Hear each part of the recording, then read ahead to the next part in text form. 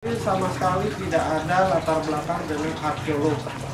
Nah, biasanya kan kalau dengan ini pasti ada orang pikir latar belakangnya itu tidak ada. Semuanya ini dari hobi. Jadi dari dulu waktu sekolah itu ya waktu kecil Pak Jalil itu senang tentang sejarah. Nah, umur 25 tahun Pak Jalil itu buka usaha akuntansi. Jadi Pak Jalil itu sebenarnya latar belakangnya akuntansi. Dia dulu buka Eko sama Eko. Dia ownernya. Ya selama bertahun-tahun dia berkecimpung dengan advertising. Pada tahun 75 itu dia ngontrak rumah di Jalan Sumeneb di daerah Menteng selama bertahun-tahun. Nah, pasti semua orang juga punya cita-cita ingin punya rumah rumah yang besar atau halaman yang besar. Tapi Pak Jalil itu pengennya halaman yang besar, bukan rumah yang besar.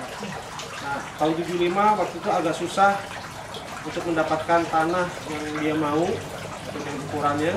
Akhirnya tahun 76 ke daerah Kemang ini, akhirnya dapat tanah ini walaupun tidak sesuai yang dia mau. Jadi kalau ini modelnya kudesak atau model botol, tapi lebih banyak orang bilang itu model kantong ya, tapi lebih banyak pokoknya sih botol. Ini luas tanahnya 4.200 meter persegi. Nah, 3.500 meter itu adalah kebun, 700 meter adalah rumah. Jadi dinamakan museum kebun itu karena 3.500 itu kebun. Nah, tadi barusan semua kita baru lewatin itu dari pintu gerbang ke pintu gerbang satu lagi itu ada panjangnya 60 meter, lebar 7 meter. Aslinya sih 2 meter lebarnya. Tapi lebih banyak orang menyebutkan itu lorong mesin waktu. Kalau saya selalu nambahin ke dunia lain. Jadi kalau pusing-pusing ya bilang ya mungkin makan siangnya kurang, itu aja, mungkin panas. Nah itu yang maksud ke dunia lain, kita makin ke dalam itu seperti tidak di Jakarta. Karena di Mesir ini koleksi itu dari zaman Jurassic, dari kira-kira 250 juta tahun sampai abad 20 itu ada. Nah, di museum ini kita pajang itu ada 2.481 yang kita pajang. Tapi kalau totalnya itu hampir 5.000 koleksi. Dan 90% Pak Jalil beli dari Balai Lelang Christie. Ya, 90%. Nah, jadi dulu ini tanah ini masih kebun. Tanah ini juga diuruk lebih kurang tuh 500 bak untuk menginjam tanah ini. Aslinya rendah, makanya udah berapa tuh banjir. Oke. Nah, bedanya dengan rumah lain, kita ini menggunakan recycle material. Bangunan bekas, jadi itu kita bisa ke sebelah sana, kita tunjukkan bangunan aja. Jadi kita bangunin itu kita cari batanya, ya engsel pintu sama kayu. Maju sini nggak apa-apa. Nah ini bata ini usianya udah 400 tahun.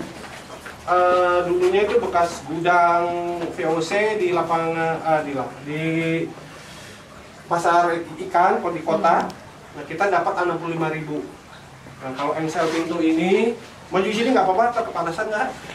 Engsel pintu, semua pintu yang ada di sini dari abad ke-18, bekas penjara wanita di Bukit Duri dulunya.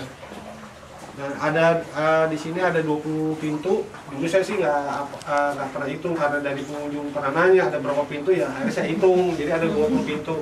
Nah, kecuali engsel pintu yang ada di pintu gerbang depan itu karena tidak ada 1 meter, jadi kita replika ke Solo. Jadi ini semua pakunya asli, cuma daun pintunya aja nih replika. Nah dari 90% itu kita beli di situ. Kenapa kita beli dari Balai Lelang Christie? Terus terang kalau Balai Lelang Christie itu keasliannya, dan semua ada sertifikatnya. Dan selalu itu kalau satu barang koleksi itu selalu ada 2 tim ahlinya. Memang kalau keramik ada tim ahli keramiknya sama sejarahnya. Nah, saingan beratnya Pak Jalil biasanya itu dari museum negara lain sama orang Abu Dhabi. Itu aja yang saling beratnya. Nah, kalau kita tahulah kalau orang Abu Dhabi ngambil seri, kalau museum negara lain mungkin dia ada sponsor apa, tapi kalau Pak Jalil terserah dia pakai uang pribadi. Nah misinya Pak Jalil itu sebenarnya barang-barang heritage Indonesia yang ada di luar dikembalikan ke Indonesia dengan cara dia beli Lelang Christie.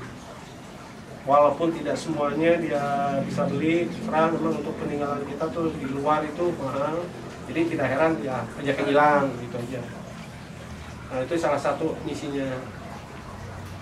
Nah, di sini contohnya ini ada fosil kerang. Kerang ini usianya 237 juta tahun. Fosil kerang dari Maroko. Jadi zamannya Jurassic. Yang ini. Nah, kalau ini adalah lebah raksasa dari Sangiran. Saya juga dulu pertama sebelum ada di museum ini saya nggak tahu tuh, banyak belajar juga. Nah itu Sangiran tuh saya pikir dulu tuh di Sumatera Utara, dari namanya soal Sangiran gitu. Taunya di Jawa, ini dia tiba Kabupaten Semarang. Nah ini mungkin usianya hampir nggak jauh ya, 230-an juga juta. Cuman kalau kita nggak usah lihat umurnya, mungkin bayangin aja lebah yang kecil aja kalau kita digigit. Benjol gitu, kalau segini, kalau digigit, kalau ini gimana gitu jadinya. Itu aja kita bayangin. Nah ini dia.